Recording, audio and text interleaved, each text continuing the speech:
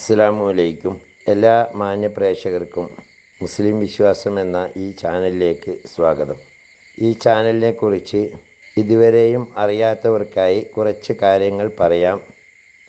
ഇത് ഇസ്ലാം മതവിശ്വാസികൾക്ക് മതത്തെക്കുറിച്ച്, പ്രത്യേകമായി മതത്തിലെ കർമ്മശാസ്ത്ര വിധികൾ, അതുപോലെ പരിശുദ്ധ ഖുർആനിലെ ആയത്തുകളുടെ വിവരണങ്ങൾ, തഫ്സീറുകളെ അടിസ്ഥാനമാക്കിയുള്ള വിവരണങ്ങൾ, ഇസ്ലാമിക ചരിത്രങ്ങൾ, ഇസ്ലാമിക വിശ്വാസ സംബന്ധമായ കാര്യങ്ങൾ, ഒരു മനുഷ്യൻ്റെ തൊട്ടിൽ മുതൽ കട്ടിൽ വരെ എന്ന വിധത്തിൽ പരിശുദ്ധ ഖുർആൻ നിഷ്കർഷിച്ചിട്ടുള്ള നിയമവ്യവസ്ഥകൾ മുതലായവ അറിയാവുന്നവരെ കൊണ്ട് അറിയാത്തവർക്ക് പറഞ്ഞു കൊടുക്കാനുള്ള ഒരു വിജ്ഞാനവേദി എന്ന നിലയിലാണ് ഈ ചാനൽ മുന്നോട്ട് കൊണ്ടുപോകുന്നത്.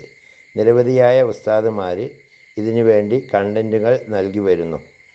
ആയതുകൊണ്ട് തന്നെ ഈ ചാനൽ ദീനി പ്രബോധനം എന്ന രീതിയിൽ ആരുടെയെങ്കിലും കയ്യിലെത്തിയാൽ അത് ഒന്ന് സബ്സ്ക്രൈബ് ചെയ്യുകയാണെങ്കിൽ കൂടുതലായിട്ടുള്ള വിവരങ്ങൾ നിങ്ങൾക്ക് ലഭ്യമാക്കുന്നതിനും, അതേപോലെ അത് ഷെയർ ചെയ്യുകയോ ലൈക്ക് ചെയ്യുകയോ ചെയ്താൽ കൂടുതലായ ആളുകളിലേക്ക് എത്തിക്കുന്നതിനും ഉപകാരപ്പെടും. അള്ളാഹു തൗഫീക്ക് നൽകട്ടെ. ഇനി നമുക്ക് വീഡിയോയിലേക്ക് കടക്കാം. കടം വീട്ടാൻ പ്രതിബന്ധം നേരിടുന്ന പക്ഷം അത് വസൂലാക്കുവാൻ വേണ്ടി വിൽക്കൽ അനുവദനീയമായ ഒരു സാധനം കടത്തിന് ഈട് നൽകലാണ് പണയം എന്നതുകൊണ്ട് ഉദ്ദേശിക്കുന്നത്. അതിനാൽ വഖഫ് ചെയ്യപ്പെട്ട സാധനത്തെയും യജമാനൻ ഗർഭം ധരിച്ചു പ്രസവിച്ച ദാസിയെയും പണയം വെക്കൽ സാധുവാകുകയില്ല. കാരണം അവ രണ്ടും വിൽക്കൽ അനുവദനീയമല്ലാത്തതാണല്ലോ. സാമ്പത്തിക കാര്യത്തിന് അർഹതയുള്ള വ്യക്തികളിൽ നിന്ന് ഈജാബ് കബൂൽ, അതായത് ഞാൻ നൽകുന്നു എന്നും മറ്റേയാൾ സ്വീകരിച്ചു എന്നും പറയുന്ന വാക്കിനാണ് ഈജാബ് കബൂൽ എന്ന് പറയുന്നത്. ഈജാബ് കബൂലോടുകൂടി പണയം സാധുവാകും. ഞാനിത് പണമായി തന്നു എന്ന് പറയൽ ഇജാബിനും, ഞാനിത് പണമായി സ്വീകരിച്ചു എന്ന് പറയൽ കബൂലിനും, അതായത് ഞാൻ പണയമായിട്ട് നിങ്ങളെ ഏൽപ്പിച്ചു എന്ന് പറയൽ ഈജാബ്, ഞാൻ ഇതിന് പണം തന്നു എന്ന് മറ്റേയാൾ പറയൽ അത് കബൂലിനും ഉദാഹരണമാണ്. അവ രണ്ടും ചേർന്ന് വരണമെന്നും രണ്ട് പദങ്ങളും ആശയത്തിൽ യോജിക്കണമെന്നും കച്ചവടത്തിൻ്റെ ഷർത്താണ്. അതിവിടെയും ബാധകമാണ്. ഈജാബും കബൂലും കൂടാതെയുള്ള ക്രയവിക്രയത്തിൻ്റെ കാര്യത്തിൽ അവിടെ പറഞ്ഞ അഭിപ്രായ വ്യത്യാസം ഇവിടെയും ബാധകമാകും. കുട്ടിയുടെയും ഭ്രാന്തൻ്റെയും ധനം അവരുടെ രക്ഷിതാവ് അഥവാ പിതാവോ പിതാമഹനോ കോടതി ചുമതലപ്പെടുത്തിയ ആളോ അങ്ങനെയൊക്കെയുള്ള ആളുകളുണ്ടല്ലോ, അല്ലെങ്കിൽ ന്യായാധിപനോ നിർബന്ധ സാഹചര്യം ഉണ്ടാകുമ്പോഴോ അത് ലാഭകരമാണെന്ന് വ്യക്തമാകുമ്പോഴോ അല്ലാതെ പണയം വെക്കൽ അല്ലെങ്കിൽ പണയം സ്വീകരിച്ച് കടം കൊടുക്കൽ പോലെ തന്നെ അനുവദനീയമല്ല. നിർബന്ധ സാഹചര്യം ഉണ്ടാകുമ്പോഴും ലാഭകരമാണെന്ന് വ്യക്തമാകുമ്പോഴും പണയം വെക്കലും പണയത്തിന് കടം കൊടുക്കലും അനുവദനീയമാണ്. പ്രതീക്ഷിക്കപ്പെടുന്ന വരുമാനത്തിൽ നിന്നോ നിശ്ചിത അവധിയുള്ള കടം തിരിച്ചു കിട്ടുമ്പോൾ അതിൽ നിന്നോ വീട്ടണമെന്ന ഉദ്ദേശത്തോടെ അത്യാവശ്യ ചെലവിന് വേണ്ടി വാങ്ങിയ കടത്തിന് ഈടായി നൽകുന്ന പണയം അനിവാര്യ ഘട്ടത്തിൽ പണയം വെക്കുന്നതിനും കളവ്, കവർച്ച മുതലായവ ഭയപ്പെട്ട് അവധിക്ക് വിറ്റതിനോ കടം കൊടുത്തതിനോ ഈടായി പണം സ്വീകരിക്കൽ അനിവാര്യ ഘട്ടത്തിൽ പണയത്തിന് കടം കൊടുക്കുന്നതിനും ഉദാഹരണമാക്കാം. കാരണം കുട്ടിയുടെ ധനം, കവർച്ച മുതലായവ ഭയപ്പെട്ട് അവധിക്ക് വിൽക്കുമ്പോൾ അതിന് ഈടായി നൽകുന്ന പണയം വാങ്ങൽ നിർബന്ധമാണ്. പണയ വസ്തു നിജപ്പെടുത്താത്ത ഒരംശമോ വായ്പ സാധനമാണെങ്കിലും പണയം സാധുവാകും. വായ്പാ ഇടപാടിൻ്റെ പദം വ്യക്തമാകാതെ വാങ്ങിയ വായ്പയാണെങ്കിലും വിരോധമില്ല. നിന്റെ കടത്തിന് ഇത് നീ പണയം വെക്കുക എന്ന് വായ്പ വസ്തുവിൻ്റെ ഉടമ പറയൽ ഉദാഹരണം. പണയം കൊണ്ട് ഉദ്ദേശിക്കപ്പെടുന്ന ഉറപ്പ് അതുകൊണ്ട് സിദ്ധിക്കുമെന്നാണ് കാരണം. പണയാവശ്യത്തിനല്ലാതെ നാണയം വായ്പ വാങ്ങുന്നതിന് നാം എതിരാണെങ്കിലും പണയാവശ്യാർത്ഥം അത് വായ്പ വാങ്ങൽ സാധുവാകുമെന്നാണ് ന്യായയുക്തമായ അഭിപ്രായം. അപ്പോൾ ആർക്കാണ് പണയം വെക്കുന്നതെന്നും അതിന്മേൽ വാങ്ങുന്ന കടം എത്ര എന്നും വായ്പ വസ്തുവിൻ്റെ ഉടമ അറിഞ്ഞിരിക്കണമെന്ന നിബന്ധനയോടുകൂടി അത് പണയം വെക്കൽ സാധുവാകും. എൻ്റെ അടിമയെ നീ ഉദ്ദേശിച്ചതിന് പണയം വെച്ച് കൊള്ളുക എന്നൊരാൾ പറഞ്ഞാൽ ആ അടിമയെ അതിൻ്റെ വിലയും കവിഞ്ഞ സംഖ്യയ്ക്ക് പണയം വെക്കൽ സാധുവാകുന്നതാണ്. അത്തരത്തിലാണ് ജവാഹിർ എന്ന കിതാബിലൊക്കെ പറഞ്ഞിട്ടുള്ളത്. ഉടമസ്ഥൻ പണയത്തിൻ്റെ സംഖ്യ നിജപ്പെടുത്തിയിരുന്നുവെങ്കിലും അതിൽ കുറഞ്ഞ സംഖ്യക്ക് പണയം വെക്കുന്നതിന് വിരോധമില്ല. പണയം വാങ്ങിയവൻ കൈപ്പറ്റിയതിന് ശേഷം ഉടമസ്ഥൻ വായ്പയിൽ മടങ്ങരുത്. വായ്പ വസ്തു പണയം വെച്ചവൻ്റെ കൈവശത്തിൽ നിന്ന് നശിച്ചു പോയാൽ അവൻ അതിന് ഉത്തരവാദിയാകും. കാരണം ഈ ഘട്ടത്തിൽ അവൻ വായ്പക്കാരനാണ്. പണയം വാങ്ങിയവൻ്റെ കൈവശത്തിൽ നിന്നാണ് നശിച്ചത് എങ്കിൽ അവനും പണയം വെച്ചവനും അതിന് ഉത്തരവാദികളല്ല. കാരണം പണയം വാങ്ങിയവൻ വിശ്വസ്തനാണ്. പണയം വെച്ചവനാകട്ടെ അവൻ്റെ ബാധ്യതയിൽ നിന്ന് ഹക്ക് ഒഴിവാവുകയില്ലതാനും. എങ്കിലും ഷർത്തൊക്കാത്തതിനാൽ പണയമിടപാട് സാധുവല്ലെങ്കിൽ പണയം വാങ്ങുന്നവന് ആ സാധനം ഏൽപ്പിച്ചു കൊടുക്കൽ കൊണ്ട് തന്നെ പണയം വെച്ചവൻ അതിന് ഉത്തരവാദിയാകുമെന്ന് പലരും പറഞ്ഞിട്ടുണ്ട്. കടത്തിൻ്റെ അവധി എത്തിയാൽ വായ്പ വാങ്ങി പണയം വെച്ച സാധനം അതിൻ്റെ ഉടമയുടെ അനുമതിയോടുകൂടി ന്യായാധിപൻ വിൽക്കേണ്ടതും പിന്നെ ഉടമസ്ഥൻ പണയം വെച്ചവനോട് അതിൻ്റെ വില ഈടാക്കേണ്ടതുമാണ്. പണയം വെക്കുന്നവനോ വാങ്ങുന്നവനോ ദ്രോഹകരമാകുന്ന വ്യവസ്ഥയോടുകൂടി പണയം സാധുവാകുകയില്ല. കടത്തിൻ്റെ അവധിയാകുമ്പോൾ പണയ സാധനം വിൽക്കരുത്. അഥവാ വിൽക്കുകയാണെങ്കിൽ സാധാരണയിൽ കവിഞ്ഞ വിലക്കാവണമെന്നോ പണയ വസ്തുവിൻ്റെ ആദായം പണയം വാങ്ങിയവനാണെന്നോ വ്യവസ്ഥ ചെയ്യൽ. ഉദാഹരണം, പണയ സാധനത്തിന്മേൽ പുതുതായി ഉണ്ടാകുന്ന വർധനവും. മരത്തിൻ്റെ പഴം ഉദാഹരണം പണയവിധേയമാണ് എന്ന് വ്യവസ്ഥ വെക്കും പോലെ തന്നെ ഈ മൂന്ന് രൂപത്തിലും പണയം ബാത്തിലാകും. വിൽക്കപ്പെട്ട വസ്തു എപ്രകാരം കൈപ്പറ്റണമോ അപ്രകാരം അർഹനായ പണയക്കാരൻ്റെ അനുമതിയോടെ പണയ വസ്തു കൈപ്പറ്റുന്നത് വരെ പണയമിടപാട് നടപ്പിൽ വരികയില്ല. പാരിതോഷികം പോലെ തന്നെ കൈപ്പറ്റുന്നതിന് ഉടമാവകാശം നീങ്ങും വിധമുള്ള കൈകാര്യങ്ങൾ നടത്തിയാൽ പണയത്തിൽ നിന്ന് മടങ്ങൽ സിദ്ധിക്കും. പാരിതോഷികം കൊടുക്കുക, മറ്റൊരാൾക്ക് പണയം വെക്കുക മുതലായവ ഉദാഹരണം. അടിമയെ ശാരീരിക ബന്ധത്തിൽ ഏർപ്പെടുക, വിവാഹം കഴിപ്പിക്കുക, ഇടപാട് നടത്തിയ ആൾ മരിക്കുക, പണയം വെച്ച അടിമ ഓടിപ്പോവുക എന്നിവ കൊണ്ടൊന്നും പണയത്തിൽ നിന്ന് മടങ്ങൽ സംഭവിക്കുകയില്ല. പണയം നടപ്പിൽ വന്നാൽ സാധാരണഗതിയിൽ പണയ വസ്തുവിൻ്റെ കൈവശാധികാരം പണയം വാങ്ങിയവനാണ്. കടത്തിൽ നിന്ന് ഒഴിവായതിനു ശേഷവും അതിന്മേലുള്ള അവൻ്റെ കൈവശം വിശ്വസ്തതയുടേതായിരിക്കും. അതിനാൽ തൻ്റെ പക്കൽ നിന്നുള്ള അതിക്രമം കൂടാതെ അത് നശിക്കുന്ന പക്ഷം അതിനവൻ ഉത്തരവാദിയാവുകയില്ല. കടം ഒഴിവായതിനു ശേഷം പണയ സാധനം തിരിച്ചു കൊടുക്കാൻ വിസമ്മതിക്കൽ അവൻ്റെ ഭാഗത്ത് നിന്നുള്ള അതിക്രമത്തിന് ഉദാഹരണമാണ്. കൂലിക്ക് വാങ്ങിയവനെ സത്യം ചെയ്യിച്ച് വാടകയ്ക്കെടുത്ത സാധനം നശിച്ചു പോയി എന്ന അവൻ്റെ വാദം അംഗീകരിക്കണം എന്നതുപോലെ പണയ വസ്തു നശിച്ചു പോയി എന്ന പണയം വാങ്ങിയവൻ്റെ വാദവും സത്യം ചെയ്യിച്ച് അംഗീകരിക്കണം. അത് തിരിച്ചു കൊടുത്തു എന്ന വാദത്തിൽ അവരെ സത്യമാക്കരുത്. കാരണം സ്വന്തം താല്പര്യത്തിന് വേണ്ടിയാണ് അവർ അത് കൈപ്പറ്റിയത്. അതിനാൽ അവർ ഇരുവരും വായ്പ വാങ്ങിയവനെ പോലെയാണ്. ധനം സൂക്ഷിക്കാൻ വാങ്ങിയവൻ്റെയും വക്കീലിൻ്റെയും അവസ്ഥ ഇതിന് വിപരീതമാണ്.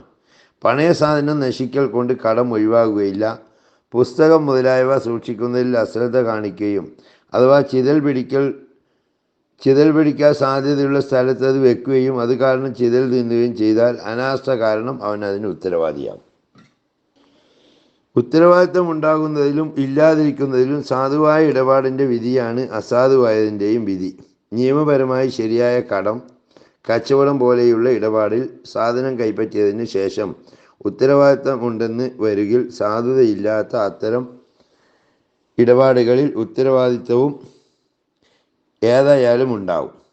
സാധുതയുള്ള ഇടപാടിലൂടെ കൈവശം കിട്ടിയ പണയ വസ്തു, വാടക വസ്തു, പാരിതോഷികം മുതലായവയിൽ ഉത്തരവാദിത്തം ഇല്ലാത്തതിനാൽ സാധുതയില്ലാത്ത ഇത്തരം ഇടപാടിലൂടെ കൈപ്പറ്റിയതിലും ഉത്തരവാദിത്തം ഉണ്ടായിരിക്കുന്നതല്ല. ഒരാൾ ഒരു സാധനം പണയം വെച്ചു. ഒരു മാസത്തിന് ശേഷം അത് പണയം വാങ്ങിയവന് വിൽക്കപ്പെട്ടതാകുമെന്നോ വായ്പ കൊടുത്തത് ആകുമെന്നോ ഇരുവരും ഇടപാടിൽ വ്യവസ്ഥ ചെയ്യുകയും അങ്ങനെ പണയം വാങ്ങിയവൻ അത് കൈപ്പറ്റുകയും ചെയ്താൽ ആ ഇടപാട് അസാധുവാണെന്ന് അവന് വിവരമുണ്ടെങ്കിൽ പോലും 1 മാസം കഴിയും മുമ്പ് അത് നശിച്ചാൽ അവൻ അതിന് ഉത്തരവാദിയാവുകയില്ലെന്നാണ് പ്രബലമായ അഭിപ്രായം. 1 മാസത്തിന് ശേഷം ഉത്തരവാദിയാകും. കാരണം 1 മാസം കഴിയുന്നതോടെ അത് സാധുതയില്ലാത്ത വ്യാപാരമോ വായ്പയോ ആകുന്നതാണ്. ഞാനിത് നിനക്ക് പണയം തന്നു, അവധിക്ക് ഞാൻ കടം വീട്ടിയിട്ടില്ലെങ്കിൽ ഇത് നിനക്ക് വിൽക്കപ്പെട്ടതായിരിക്കും എന്ന് പറഞ്ഞാൽ കച്ചവടം ബാത്തിലാണ്.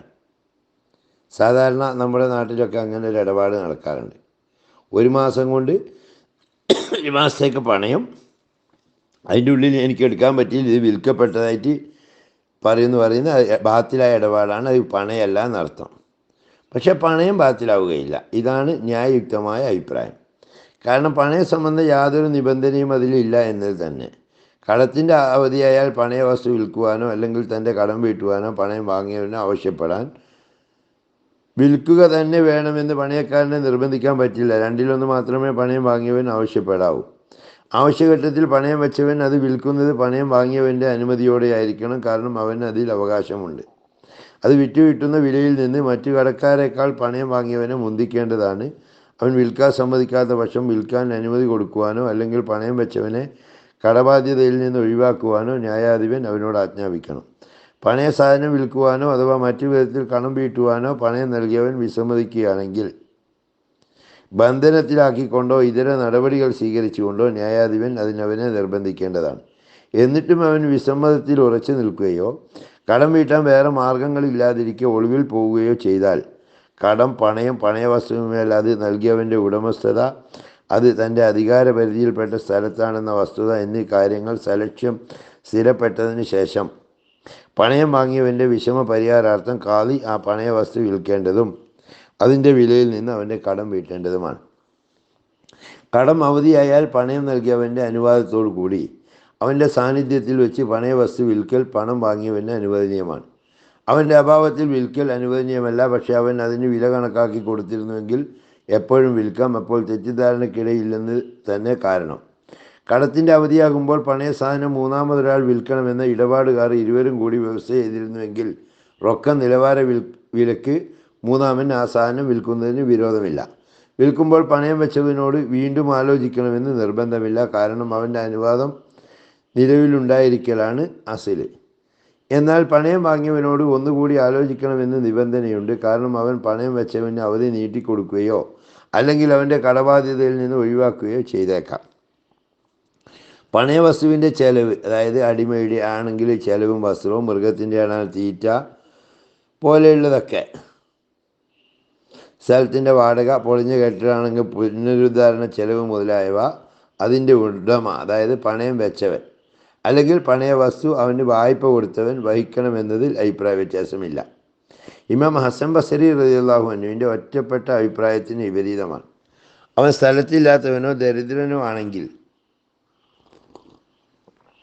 പണയം വാങ്ങിയവൻ ന്യായാധിപനുമായി കൂടിയാലോചിക്കുകയും കടത്തിന് പുറമെ അവൻ ചെലവഴിക്കുന്ന സംഖ്യ കൂടി പണയ സാധനത്തിന്മേൽ ചുമത്താൻ വേണ്ടി ന്യായാധിപൻ്റെ അനുമതിയോടെ അവൻ ചെലവഴിക്കുകയും ചെയ്യണം. ന്യായാധിപൻ്റെ അനുവാദം വാങ്ങാൻ സാധിക്കാതെ വരുന്ന പക്ഷം സാക്ഷികൾ മുഖേനയാവണം ചെലവഴിക്കുന്നത്. എന്നാൽ ചെലവ് വന്ന സംഖ്യ ഉടമയിൽ നിന്ന് തിരിച്ചു വാങ്ങാം. അല്ലാത്ത പക്ഷം തിരിച്ചു വാങ്ങാൻ പാടില്ല. പണയം നടപ്പിൽ വന്നതിന് ശേഷം പണയം വാങ്ങിയവൻ്റെ അനുവാദം കൂടാതെ പണയ വസ്തു വിൽക്കുക, വഖഫ് ചെയ്യുക, മറ്റൊരാൾക്ക് പണയം വെക്കുക, പണയം വെച്ച ദാസിയെ അവൾ ഗർഭം ധരിക്കുകയില്ലെങ്കിലും ശാരീരിക ബന്ധം പുലർത്തുക മുതലായവയൊന്നും ഉടമസ്ഥന് അനുവദനീയമല്ല. പണയം വാങ്ങിയവർ തമ്മിൽ തിരക്ക് കൂടാതിരിക്കാൻ വേണ്ടിയാണിത്. സംയോഗം നടക്കുകയില്ലെന്ന് വിശ്വാസമുണ്ടെങ്കിൽ ദാസിയെ കൊണ്ട് ഇതര സുഖങ്ങൾ ആസ്വദിക്കാം എന്ന് പറയപ്പെടുന്നു. പണയം വെച്ച ദാസിയെ കെട്ടിക്കൽ അനുവദനീയമല്ല. അതുപോലെ ചില ആളുകൾ ഇക്കാലത്ത് കാറുകൾ അല്ലെങ്കിൽ വാഹനങ്ങൾ പണയത്തിന് വാങ്ങിയ ശേഷം അത് സ്വന്തമായി പലർക്കും ഉപയോഗിക്കുകയും പലർക്കും ഉപയോഗിക്കാൻ കൊടുക്കുകയും ചെയ്യുന്നു. അത് അനുവദനീയമല്ല എന്നാണ് പ്രബല പക്ഷം. പണം വാങ്ങിയവൻ്റെ അനുവാദം കൂടാതെ കടത്തിൻ്റെ അവധിയിൽ കഴിഞ്ഞ കാലത്തേക്ക് മറ്റൊരാൾക്ക് വാടകയ്ക്ക് കൊടുക്കലും അനുവദനീയമല്ല.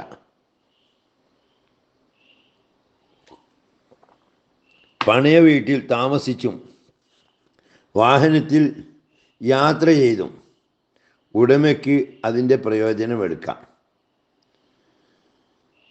പക്ഷെ മറ്റൊരാൾക്ക് വാടകയ്ക്ക് കൊടുത്തിട്ട് പൈസ ഉണ്ടാക്കാൻ പറ്റില്ല എന്നർത്ഥം. ഭൂമിയിൽ കെട്ടിടം പണിയലും മരം വെച്ച് പിടിപ്പിക്കലും അനുവദനീയമല്ല എങ്കിലും കടത്തിൻ്റെ അവധി എത്തുമ്പോൾ പറിച്ചു നീക്കിക്കൊള്ളാമെന്ന വ്യവസ്ഥയിൽ അത് ചെയ്യാം. പണയം വെക്കപ്പെട്ട ദാസിയെ ഹറാമാണെന്ന് അറിഞ്ഞുകൊണ്ട് തന്നെ പണയം വെക്കപ്പെട്ട ദാസിയെ, അടിമ സ്ത്രീയെ ശാരീരിക ബന്ധപ്പെടുന്നത് അത് ഹറാമും വ്യഭിചാരവുമായി പരിഗണിക്കപ്പെട്ടിരുന്നു. ഇപ്പോൾ അത് നിലവിലില്ലാത്തത് കൊണ്ട് അത്തരം വിശദമായി അതിനെക്കുറിച്ച് പറയുന്നില്ല. അണിയുവാനുള്ള അനുവാദത്തോടെ സ്ത്രീകൾ ആഭരണം പണയം വെക്കുന്നതിൻ്റെ വിധി എന്താണെന്ന് ചോദിക്കപ്പെട്ടപ്പോൾ അണിയുന്നതോടുകൂടി പണയം വാങ്ങിയവൾ അതിന് ഉത്തരവാദിയാവുകയില്ല. കാരണം സാധുതയില്ലാത്ത വാടക ഇടപാടിൻ്റെ വിധിയാണ് അതിനുള്ളത് എന്ന് ഖാദി തൊയ്യിബുൻ നാശീരി റളിയല്ലാഹു അൻഹു മറുപടി നൽകുകയുണ്ടായി. ധനം കടം കൊടുക്കുന്നവൾ അത് കൊടുക്കുന്നത് പണയം വാങ്ങുവാനും ധരിക്കുവാനും വേണ്ടിയാണ്. അപ്പോൾ അത് സാധുവായ പ്രതിഫല ഇടപാടായി തീരുന്നു എന്നാണ് അദ്ദേഹം അതിന് പറഞ്ഞ കാരണം. പരസ്പരം പണയം ഇടപാട് നടന്നിട്ടുണ്ടെന്നും ഇല്ലെന്നും രണ്ടാളുകൾ തമ്മിൽ തർക്കമായാൽ ഇന്നത് നീ എനിക്ക് പണയം തന്നു എന്ന് ഒരാളും ഇല്ലെന്ന് മറ്റവനും പറയൽ ഉദാഹരണം. പണയ വസ്തു എന്താണെങ്കിലും എത്ര തന്നെയാണെങ്കിലും തർക്കമായാലും ഭൂമി മരങ്ങൾ ഉൾപ്പെടെയാണ് പണയം തന്നതെന്ന് ഒരുത്തനും അല്ല ഭൂമി മാത്രമാണെന്ന് മറ്റവനും, 2000 പകരമാണ് പണയം എന്ന് ഒരാളും അല്ല 1000 പകരമാണെന്ന് മറ്റയാളും വാദിക്കൽ ഉദാഹരണം. അങ്ങനെയുള്ള ഘട്ടത്തിൽ സത്യം ചെയ്യിപ്പിച്ച് പണയം നൽകിയവൻ്റെ വാദം അംഗീകരിക്കണം. പണയ വസ്തു പണയം വാങ്ങിയവൻ്റെ കൈവശത്തിൽ ഉള്ളതാണെങ്കിലും ശരി, കാരണം പണയം വാങ്ങിയവൻ വാദിക്കുന്നത് ഇല്ലാതിരിക്കലാണ് അസില്. പണയ സാധനം വാങ്ങിയവൻ്റെ കൈവശത്തിലായിരിക്കെ വെച്ചവൻ്റെ അനുവാദത്തോടെയാണ് താൻ അത് കൈവശപ്പെടുത്തിയതെന്ന് വാങ്ങിയവനും അത് നീ കവർന്നെടുത്തതാണെന്നോ നിനക്കത് ഞാൻ വായ്പയായി തന്നതാണെന്നോ കൂലിക്ക് തന്നതാണെന്നോ മറ്റവനും വാദിക്കുന്ന പക്ഷം സത്യം ചെയ്യിച്ച് അവൻ്റെ നിഷേധമാണ് അംഗീകരിക്കേണ്ടത്. അള്ളാഹു മസലകളെ മനസ്സിലാക്കി പ്രായോഗിക തലത്തിൽ കൊണ്ടുവരാനുള്ള ഭാഗ്യം നമുക്കേവർക്കും അനുഗ്രഹിക്കട്ടെ. പ്രായോഗിക ജീവിതത്തിൽ കൊണ്ടുവരിക എന്നതാണ് ഏത് മസലയുടെയും നമുക്കുപകാരപ്പെടുന്ന അടിസ്ഥാന രീതി എന്ന് പറയുന്നത്. അതിന് ഓരോരുത്തരും പരിശ്രമിക്കണം. മറ്റൊരു വീഡിയോയിൽ വീണ്ടും കാണുന്നത് വരെ എല്ലാവർക്കും അസ്സലാമു അലൈക്കും വറഹ്മത്തുള്ളാഹി തആല വബറകാതുഹു.